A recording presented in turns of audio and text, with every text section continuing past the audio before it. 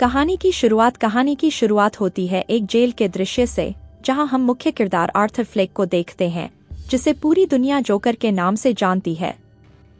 Arthur यहां jail में बेहद कमजोर हो चुका है। कारण यह है कि उसे ठीक से खाना पानी भी नसीब नहीं हो रहा है।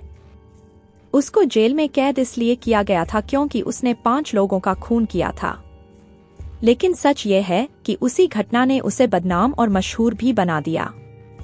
लोग उसे एक पागल, खतरनाक जोकर मानते हैं जो अपने ही नियमों के अनुसार चलता है।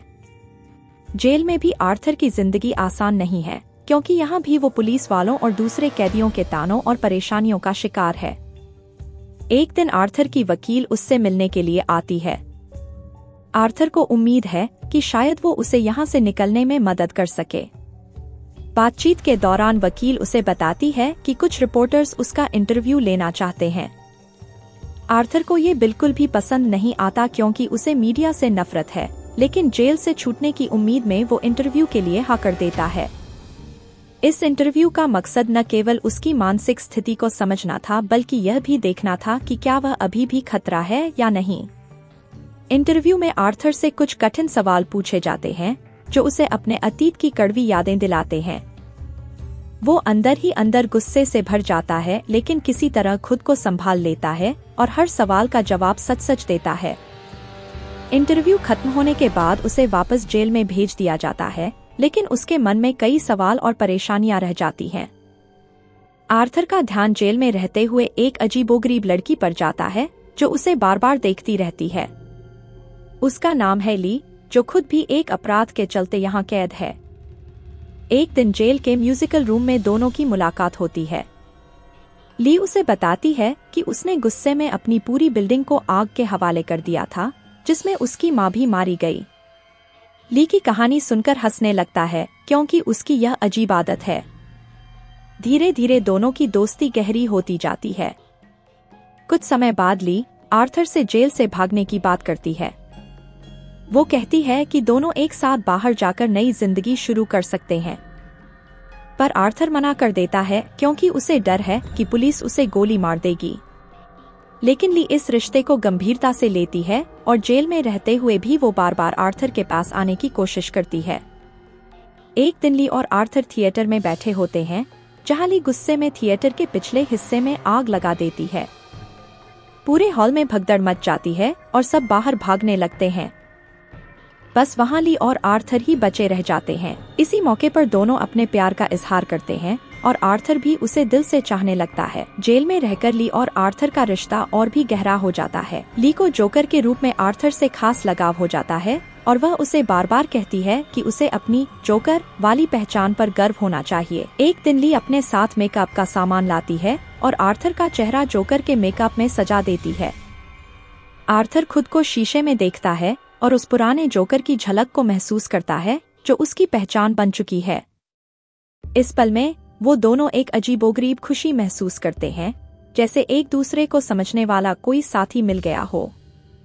कुछ दिनों बाद आर्थर की वकील एक और इंटरव्यू का इंतजाम करती है, जिसमें कुछ और बड़े रिपोर्टर्स आते हैं। वकील का मकसद यह था कि आर्थर को मानसिक तौर पर अस्थिर साबित करके उसे जल्दी से जल्दी जेल से बाहर निकाला जा सके। लेकिन इंटरव्यू के दौरान रिपोर्टर्स बार बार उसके अतीत के खून खराबे के बारे में सवाल करते हैं, खासकर उसकी माँ की मौत के बारे में। ये सवाल सुनकर आर्थर का दिमाग बुरी तरह हिल जाता है। उसे अपनी माँ के खून की वो रात याद आ जाती है और वो गुस्से से भर जाता है। वह अपनी वकील पर भी चिल्लाने लगता है, क्योंकि उसे लगता है कि ये सब बस उसे मानसिक रूप से तोड़ने का बहाना है। उसे एहसास होता है कि यहाँ कोई भी उसकी मदद करने के लिए नहीं है।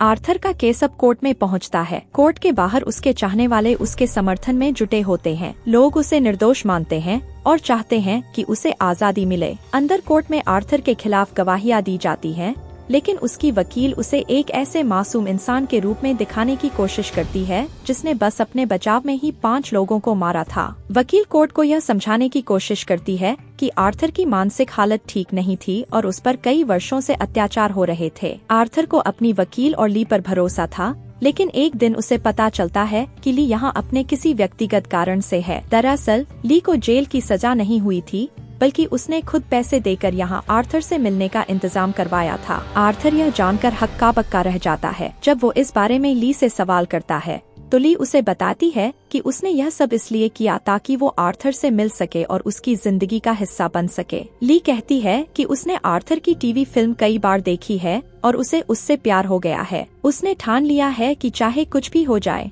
वो आर्थर को जेल से बाहर निकाल कर ही रहेगी और उसके साथ एक नई जिंदगी शुरू करेगी। आर्थर को ये जानकर हैरानी तो होती है, लेकिन वो ली के इस पागलपन को प्यार समझकर उसे माफ कर देता है। फिर वो दिन आता है जब कोर्ट में आखिरी बार आर्थर की पेशी होती है। कोर्ट के अंदर आर्थर एक बार फिर अपने जोकर के रूप में आता है, पूरा जोकर वाला मेकअप करके। सब लोग उसकी इस हरकत पर हैरान रह जाते हैं। कोर्ट में उसका सामना उसके पुराने सहयोगी से होता है, जो गवाही देता है कि आर्थर यानी जोकर मानसिक रूप से अस्थिर है और वो अपने दिमाग के किसी हिस्से में जोकर को असल पहचान मानता है। आर्थर इस बात से इनकार नहीं करता, बल्कि उस पर हंसता है। फिर जब आर्थर को अपनी जिंदगी के सबसे मुश्किल पलों की याद दिलाई जाती है, तो वो खुलेआम स्वीकार कर लेता है कि हाँ, उसने अपने बचाव के लिए वो सब किया। ये सुनकर उसके समर्थक बाहर खुशी से नाचने लगते हैं, लेकिन कोर्ट में माहौल तनावपूर्ण हो जाता है। कोर्ट में जब आर्थर की गवाही पूरी होती है, तो वो एक बार फिर से हंसना शुरू कर देता है। अचानक कोर्ट के अंदर जोरदार धमाका हो जाता है। इस अफरातफरी में आर्थर को मौका मिलता है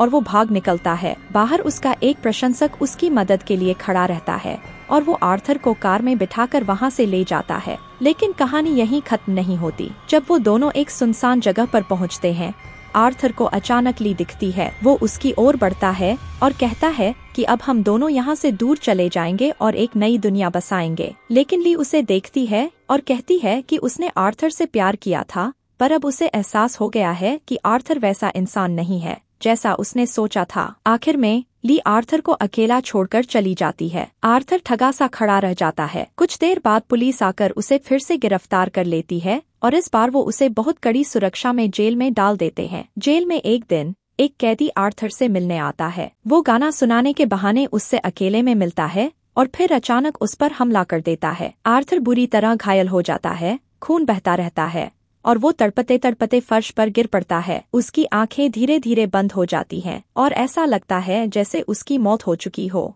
अब क्या वाकई आर्थर जोकर की कहानी यहीं खत्म हो गई, या फिर वो कहीं से वापसी करेगा? यह कहानी यहाँ पर एक रहस्य छोड़ जाती है कि क्या सच में आर्थर का अंत हुआ या नहीं।